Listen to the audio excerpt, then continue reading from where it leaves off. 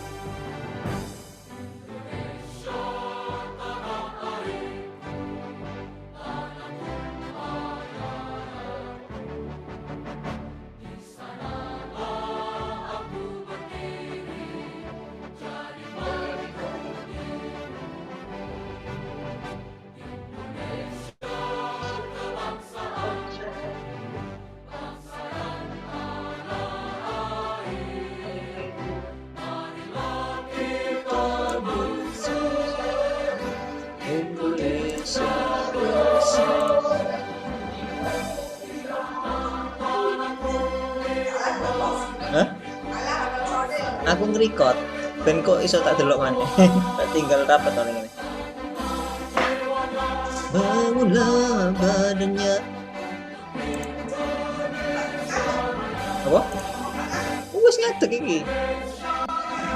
Merdeka, merdeka, tanahku, negeriku yang ku cinta, Indonesia. Merdeka, merdeka, hiduplah Indonesia, Indonesia, merdeka, merdeka, tanahku, negeriku yang ku cinta, Indonesia, merdeka, merdeka, hiduplah Indonesia.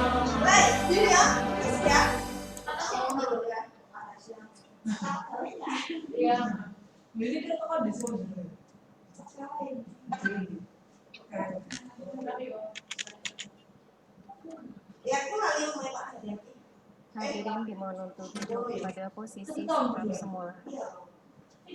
Demi kelancaran acara pada acara siang hari ini, alangkah baiknya kita berdoa terlebih dahulu. Berdoa mulai.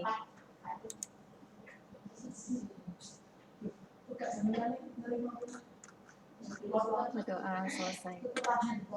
Memasuki acara yang pertama, marilah kita mendengarkan sambutan dan pembukaan yang akan disampaikan oleh Kepala Bidang Segmen Dinas Pendidikan Kota Surabaya, Ibu Tri Endang Kusdianingsi MPD.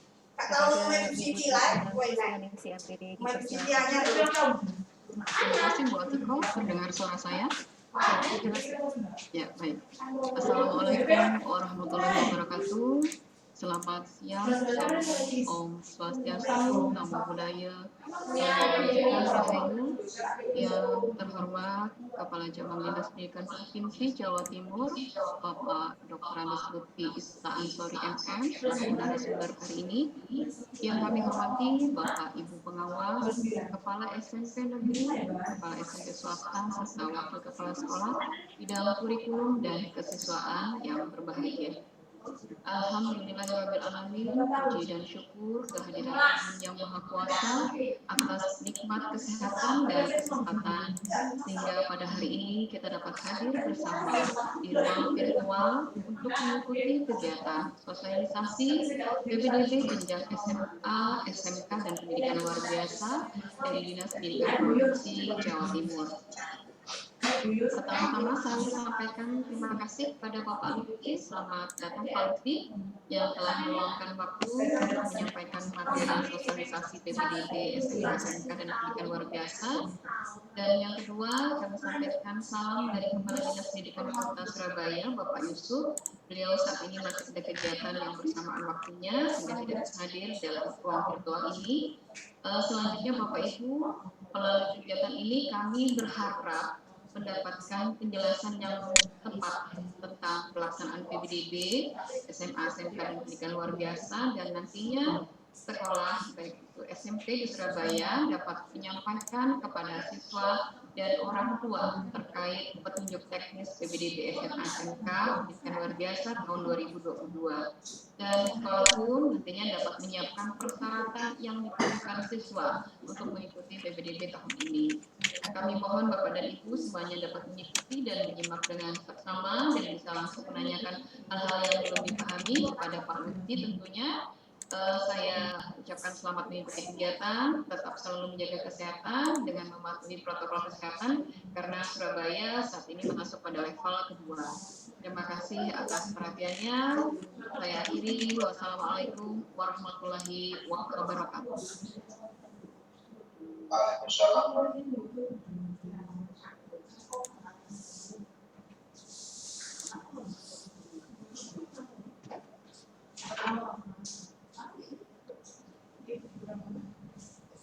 Terima kasih Ibu Kepala Bidang Disiplin Dinas Pendidikan Kota Surabaya atas sambutan dan pembukaan yang disampaikan. Hadirin yang berbahagia, demikian tadi rangkaian acara pembukaan sosialisasi PPDB jenjang SMA, SMK, Provinsi Jawa Timur tahun pelajaran 2022-2023. Kali ini acara masih akan berlangsung dengan paparan dari narasumber kita, antara lain paparan terkait juknis PPDB, penerimaan peserta didik baru, sekolah menengah atas, sekolah menengah kejuruan, dan sekolah luar biasa Provinsi Jawa Timur tahun pelajaran 2022-2023. Sebelum sesi paparan PPDB, sedikit saya sampaikan terkait CV narasumber kita pada siang hari ini, yaitu Bapak Dr. Andes Lutfi Ista Ansori MM. Tahun 2009, Bapak Lutfi ini menjabat Kepala SMK Negeri 1 di Jember. Kemudian tahun 2016 menjadi Kepala Cabang Dinas Pendidikan Wilayah Jember. Dan sampai saat ini, Pak Lutfi menjabat sebagai Kepala Cabang Dinas Pendidikan Wilayah Sidoarjo yang mempunyai Kota Surabaya dan Kabupaten Sidoarjo. Baik, hadirin, kepada Bapak Kepala Cabang Dinas Pendidikan Wilayah Surabaya Sidoarjo, Bapak Dr. Andes Lutfi Ista Ansori MM, dipersilakan.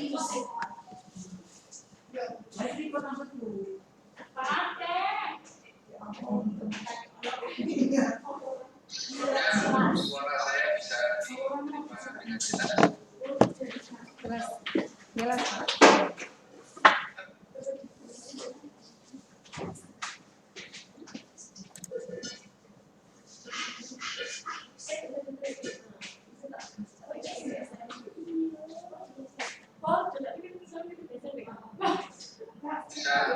Bisa diangkat di layar? Ya. Terima kasih. Assalamualaikum warahmatullahi wabarakatuh. Waalaikumsalam warahmatullahi wabarakatuh. Yang saya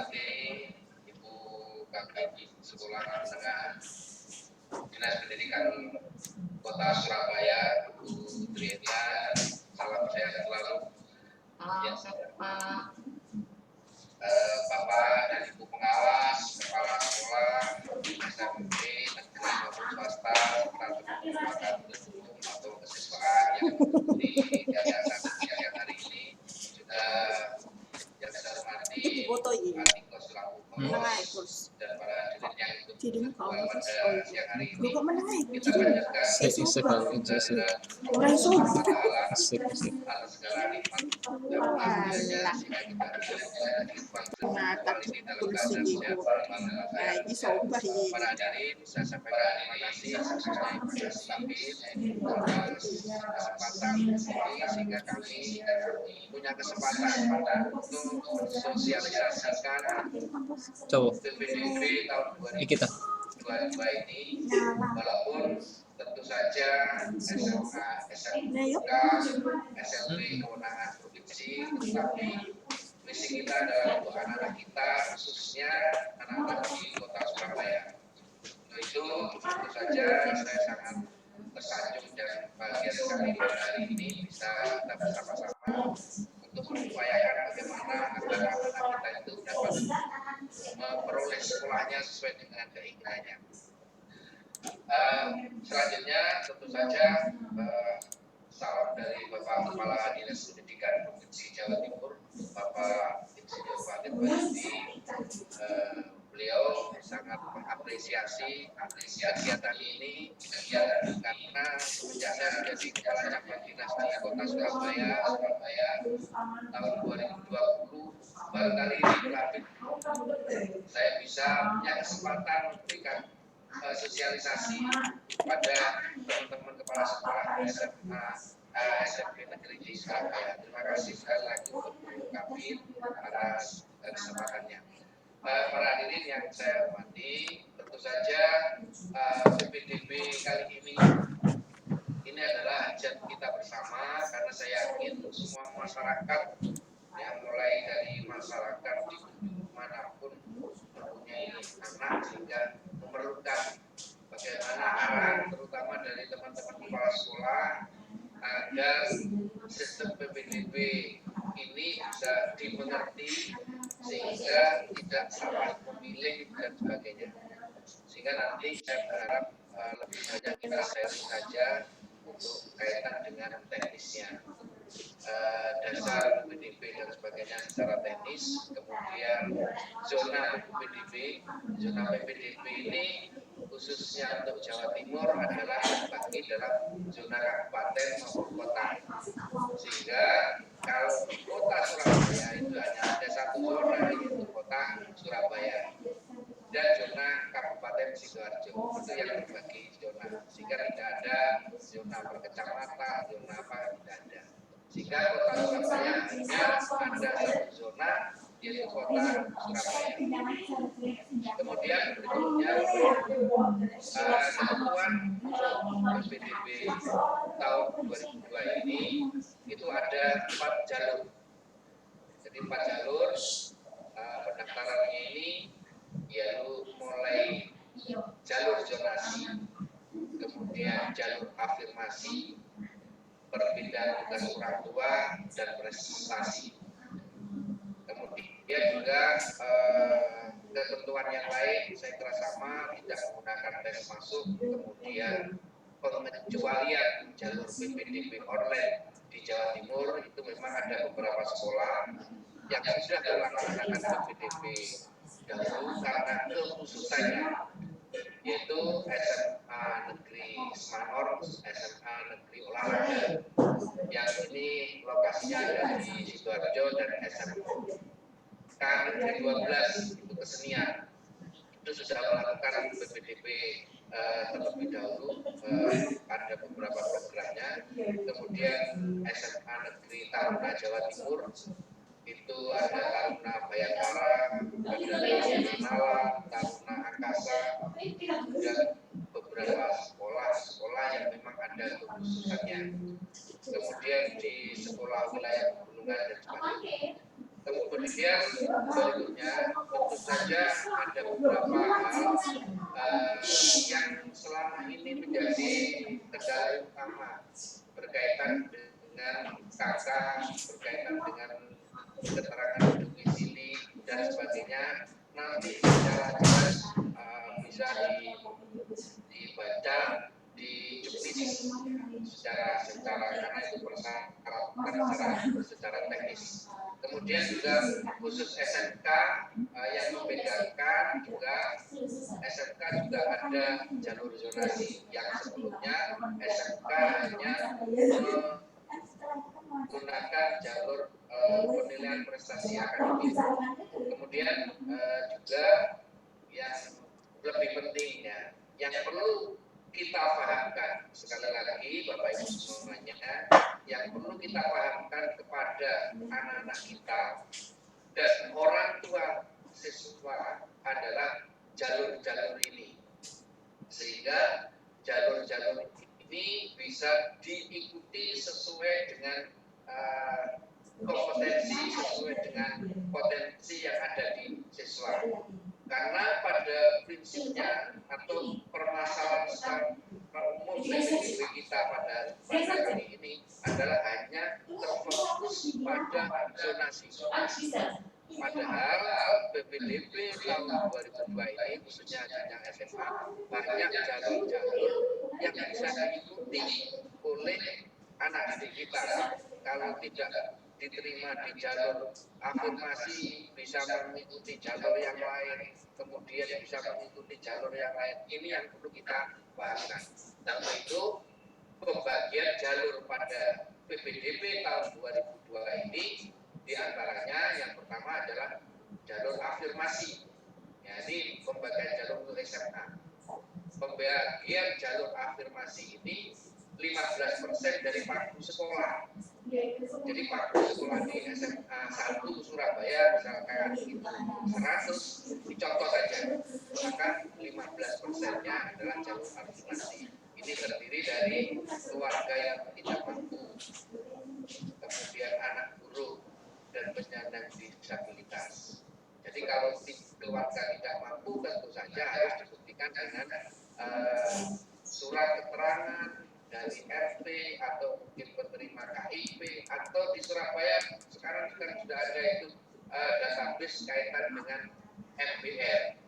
Nah, itu bisa digunakan masuk jalur afirmasi ini. Kemudian anak buruh itu bisa dibuktikan dengan keanggotaan orang tuanya, anggota SPSI atau anggota apapun. Kemudian juga penyandang disabilitas. Kemudian yang jalur yang kedua yaitu perpindahan tugas orang tua.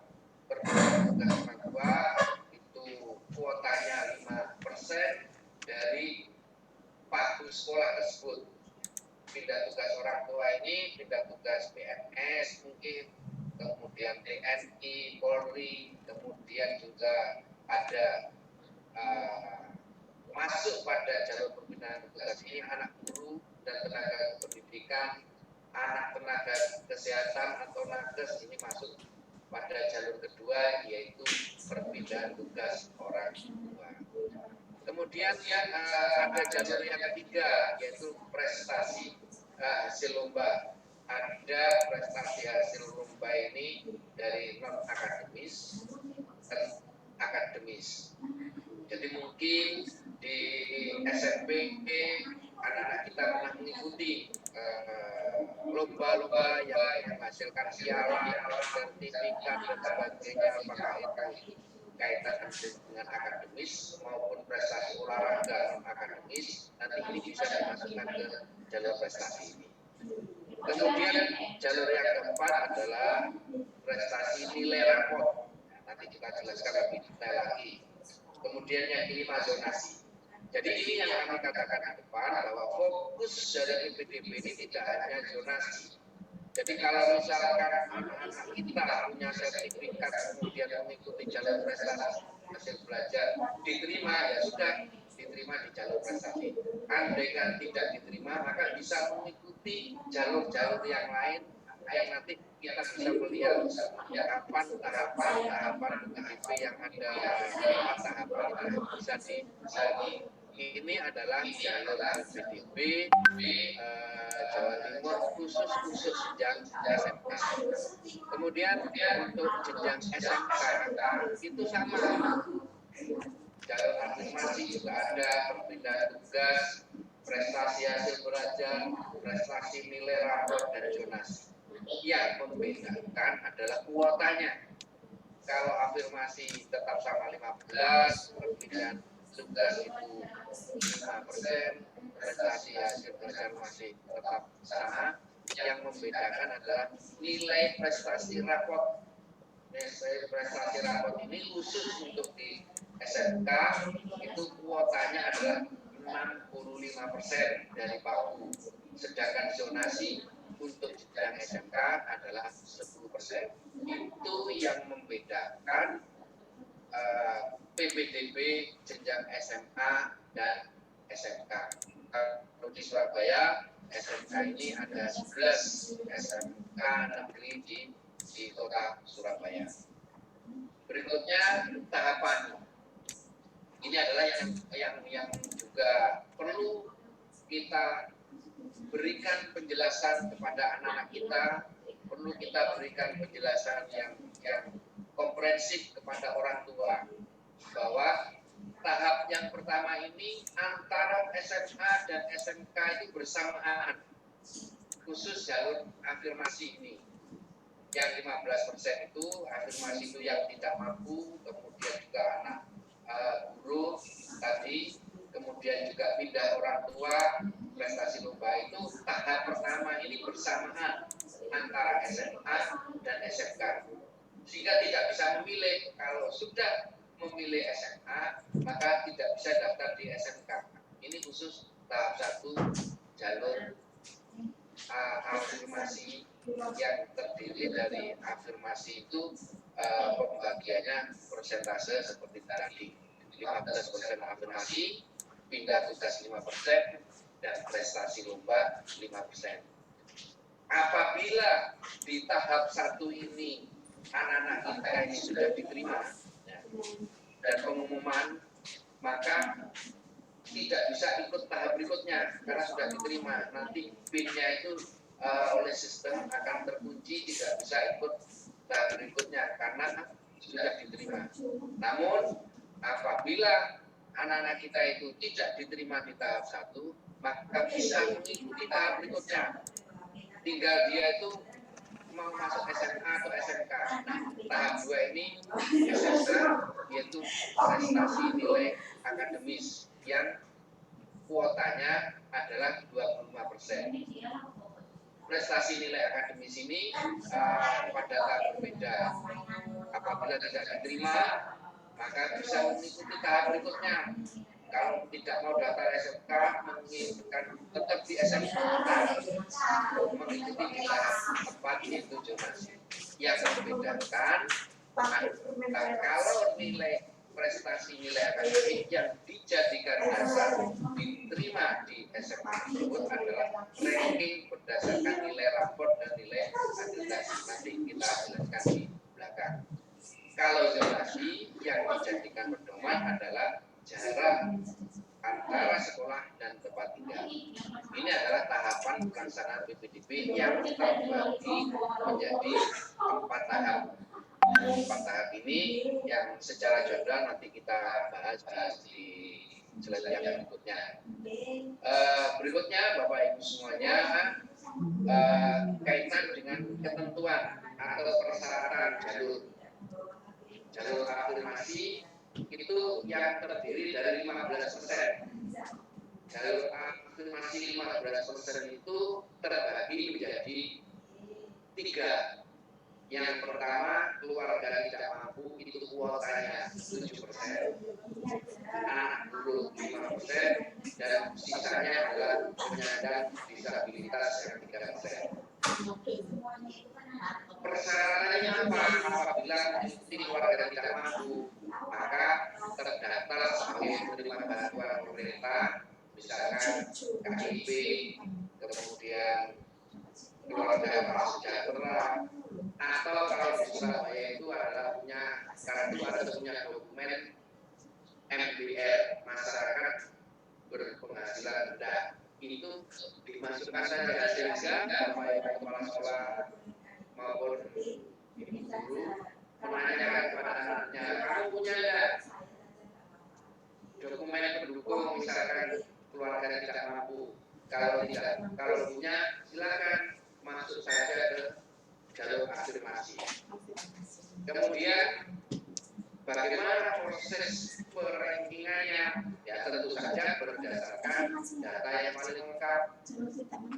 Apabila kuota 7%, saya akan ada contohnya, kuotanya pagunya itu 100, berarti 7% itu adalah 7 anak. Apabila dokumen lengkap yang mendaftar di sekolah itu hanya 5 anak, berarti 5 anak itu diterima semua. Namun apabila yang daftar misalkan 15 anak, 15 peserta, maka harus di ranking berdasarkan jarak rumah yang memenuhi syarat. Kemudian untuk yang anak guru ini terdaftar sebagai penerima bantuan pemerintah dan memiliki anggota serikat guru. Jadi serikat guru itu ada SPSI atau Sardimusi atau apapun organisasi guru, yang penting orang tuanya itu punya kartu anggota organisasi guru tersebut, daftarkan saja mengikuti jalur afirmasi khususnya anak guru. Berikutnya adalah penyandang disabilitas, seperti pada keterangan-keterangan ini bisa mengikuti jalur. Maka dari itu peran dari kepala sekolah, peran dari guru itu juga sangat berpengaruh untuk mengarahkan anak didik kita. Kamu punya dokumen apa? Kamu punya kemampuan apa? Sehingga diarahkan pada saat pendaftaran ini. Berikutnya khusus ketentuan jalur pindah tugas orang tua. Yang tadi jalur pindah tugas orang tua itu kuotanya 5%, itu terbagi menjadi 3. Pindah tugas itu 2%.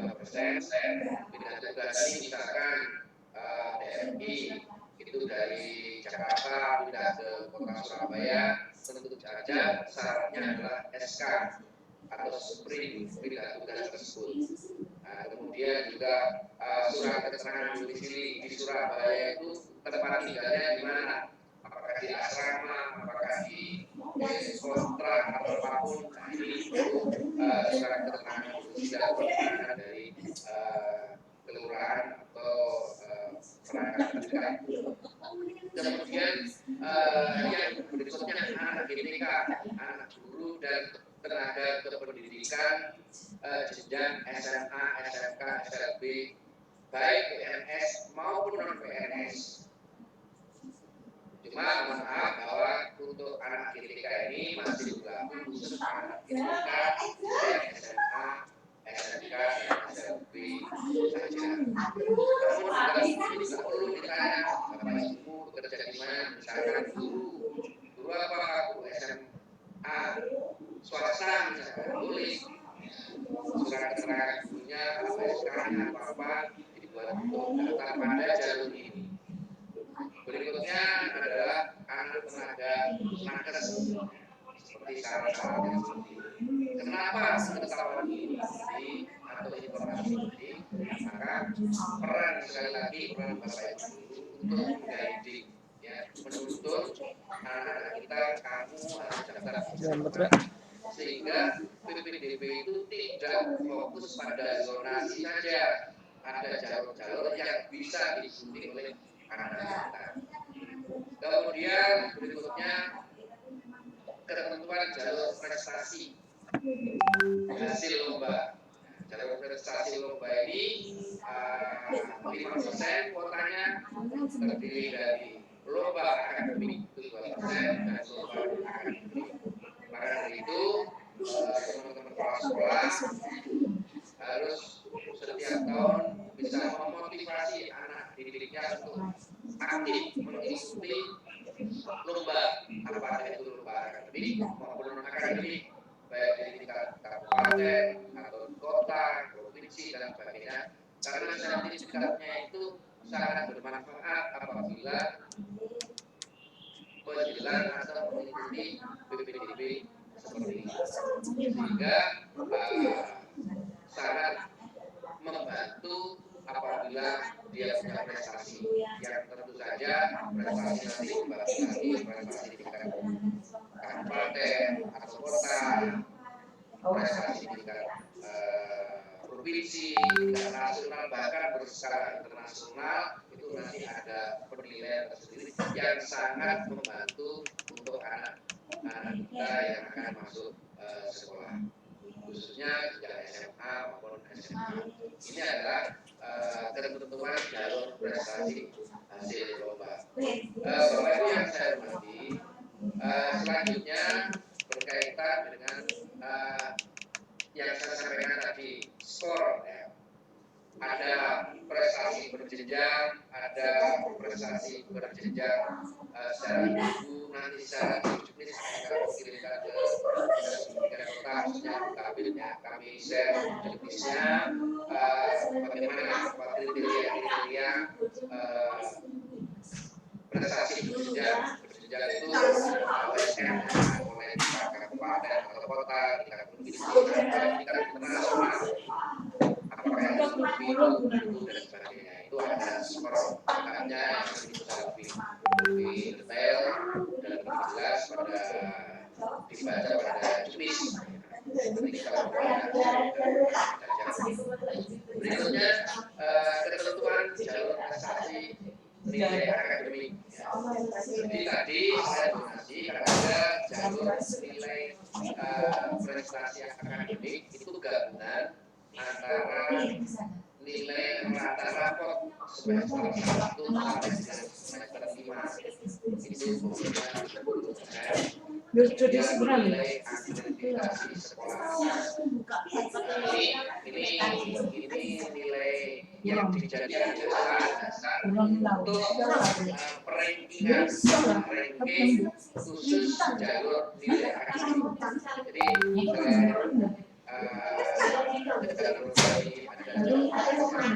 yang nanti sistem akan menggabungkan secara otomatis berkaitan dengan rata-rata nilai rapor semester 1 dan semester 5. Saya katakan ini karena Bapak Ibu dari kepala sekolah maupun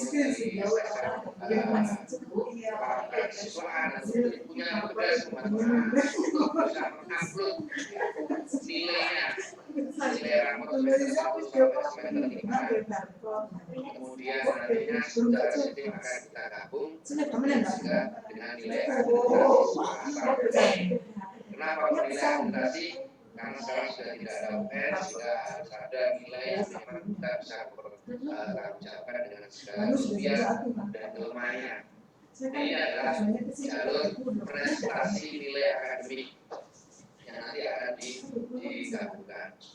Berikutnya kaitan dengan ketentuan jalur zonasi. Jadi zonasi SMA. Jadi zonasi SMA itu saya katakan Kota Surabaya terdiri dari satu zona saja. Jadi satu zona itu tidak ada per kecamatan, sehingga kalau yang berkedudukan atau domisili di Surabaya Selatan, misalkan daerah Jemur, Sari, misalkan, apakah boleh daftar zonasi di SMA di Benowo, SMA 12 sana? Ya boleh saja. Tetapi tentu saja dari jaraknya terlalu jauh, ya kemungkinan diterima itu akan kalah pada siswa peserta yang lebih dekat. Karena itu dasar rankingnya adalah jarak dari sekolah ke tempat tinggal, dari tempat tinggal ke sekolah. Kemudian dalam jalur zonasi ini, calon peserta didik dapat memilih 3 sekolah tujuan. Dapat memilih sekolah tujuan di dalam zona 2 atau di dalam satu zona di luar. Maksud saya sekolah tujuan di dalam zona atau 2 dalam zona 1. Ini maksudnya ini. Cabang dinas wilayah Sidoarjo itu wilayahnya Kota Surabaya dan Kabupaten Sidoarjo. Yang dimaksud di sini adalah calon peserta didik baru dapat memilih 3 sekolah tujuan. Ketiganya dapat di dalam zona atau 2 di dalam zona dan 1 di luar zona. Saya contohkan masyarakat yang ada di Paru, misalkan Paru itu kan wilayah Sidoarjo. Apa boleh sekolah di Surabaya untuk jenjang SMA boleh?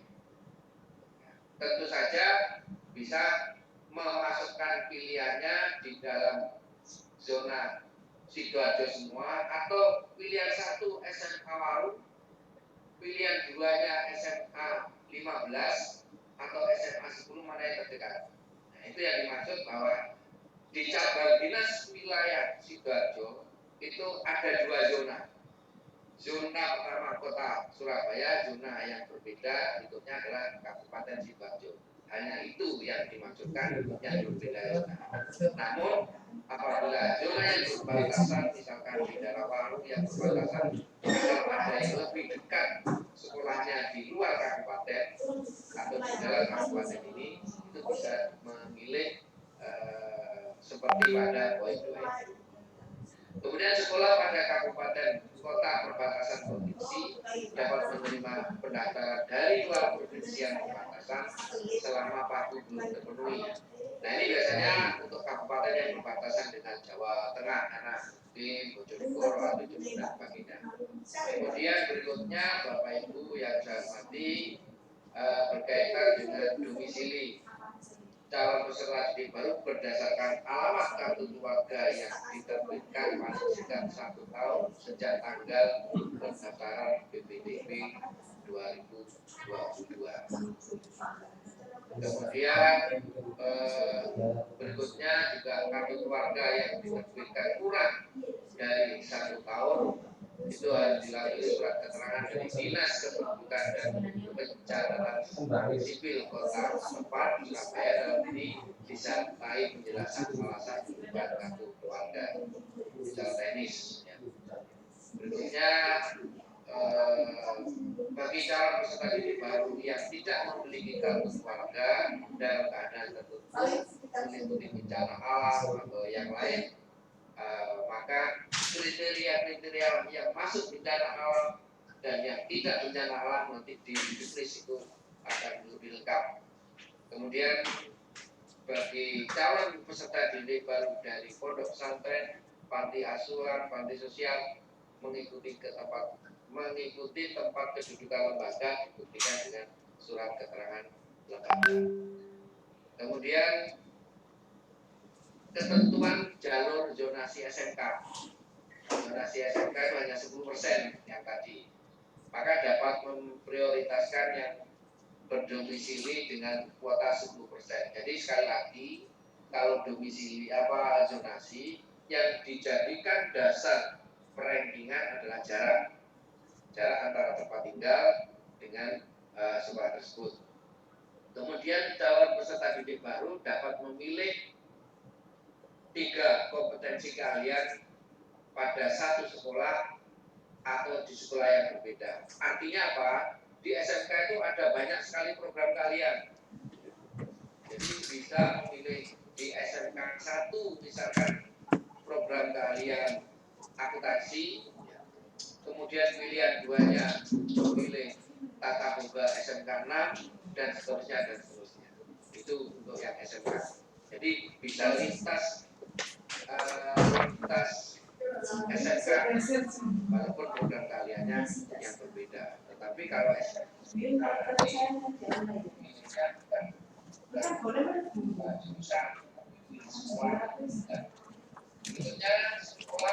Wis mari ya, Pit. Apa ya, piye? Yo, Pak Zen lo teleponan.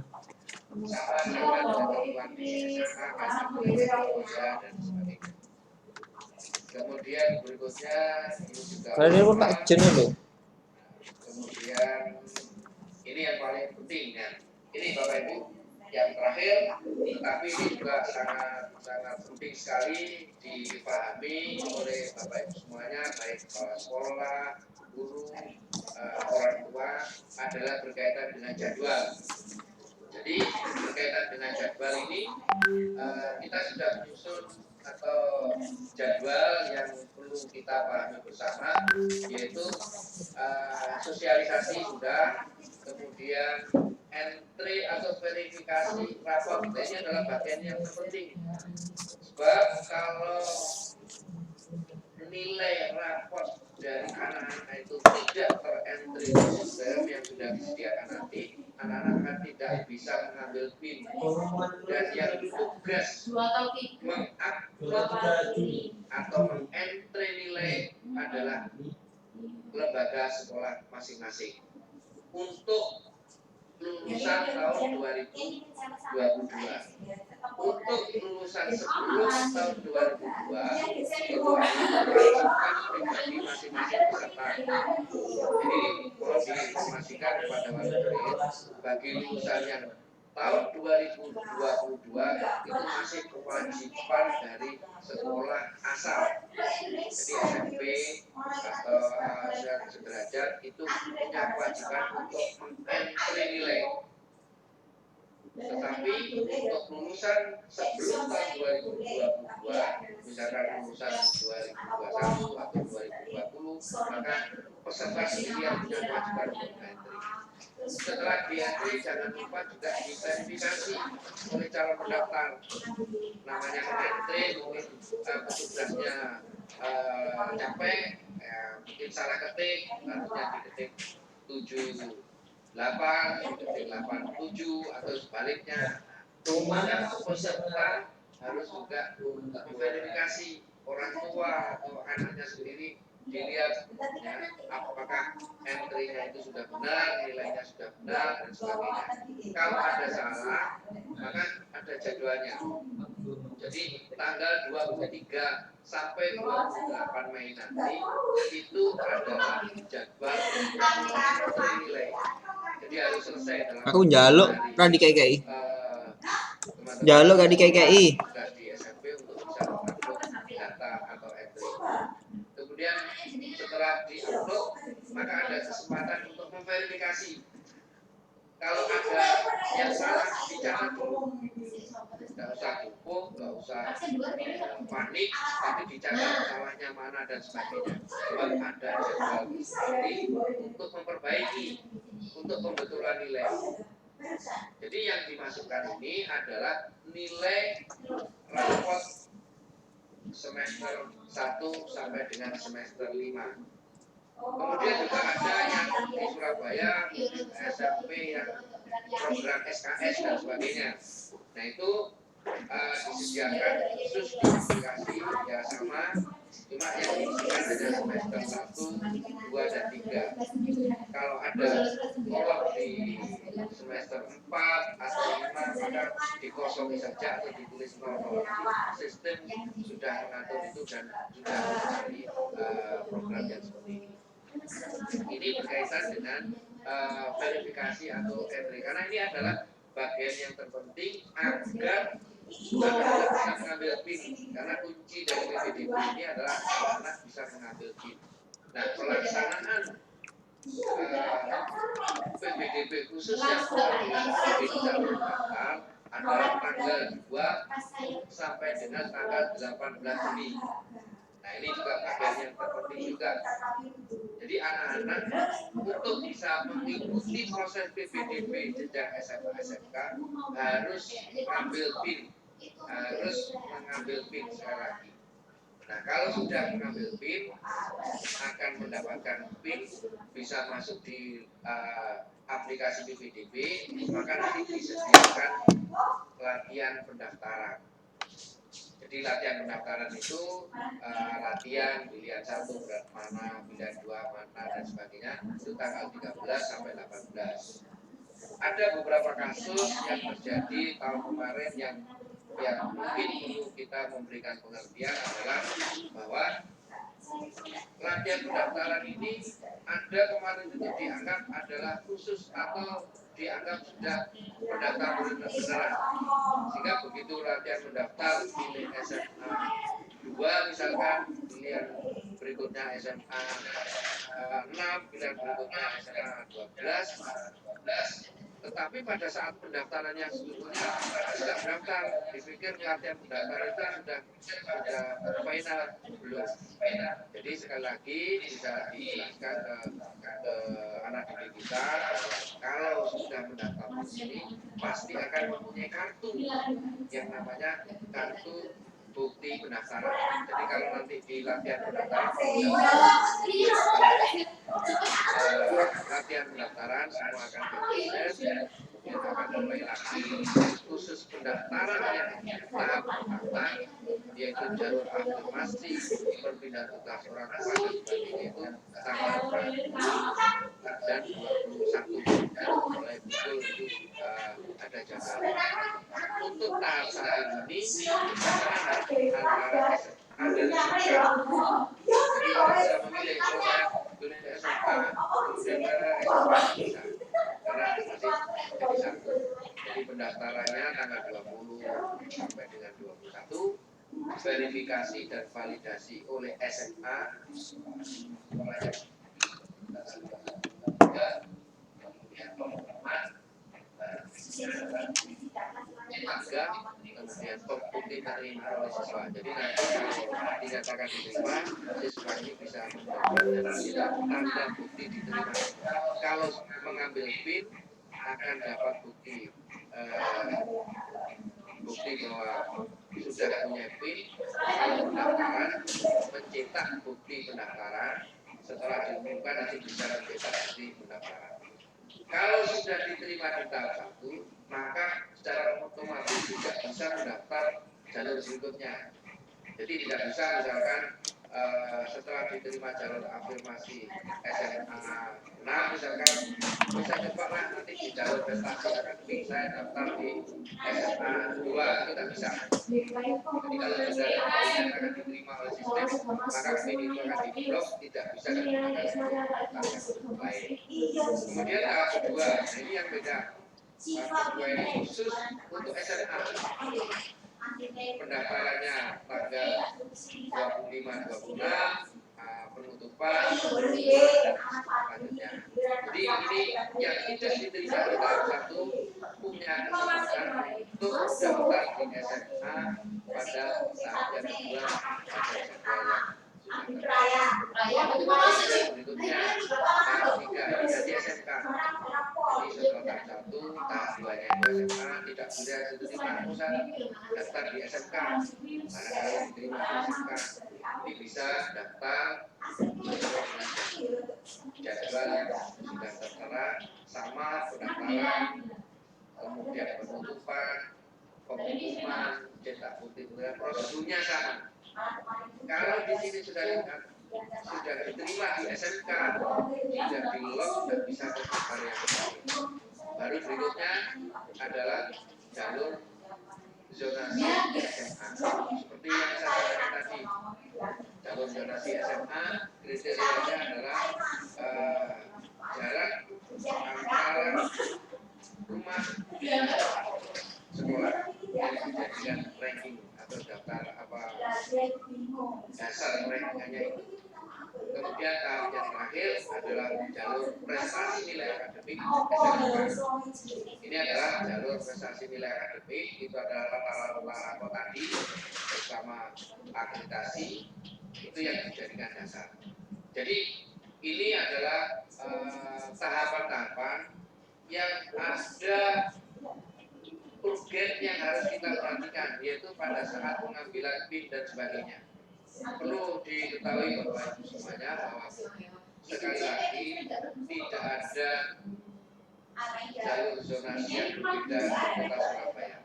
Surabaya hanya ada satu zona yaitu kota Surabaya. Kebanyakan PPDB masyarakat banyak pertanyaan bagaimana kalau di rumah saya jauh dari sekolah negeri, berarti kan saya untuk sekolah negeri tidak ada. Kalau memang ada yang seperti itu adalah salah satu kelemahan Yuni, tapi bisa Asifa iki mau piye? ya di jalur Sing sampean kate usulno Peda. nilai prestasi akademik tadi. Jadi kalau putra Kok situ berarti? atau siswa itu nilainya itu rata-rata Celukan ae lho Di.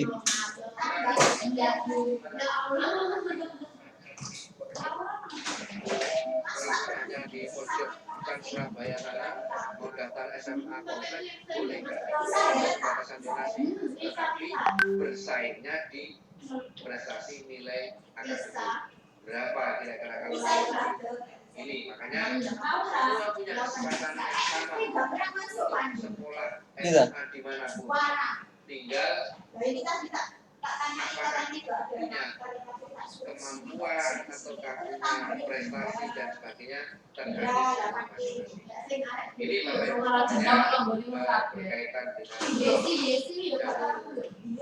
jalur PPDB, nanti ada call center berkaitan dengan teknisnya, apabila kesulitan ngambil PIN, kemudian mungkin berkaitan dengan salah data atau apapun, kita sediakan layanan masyarakat dan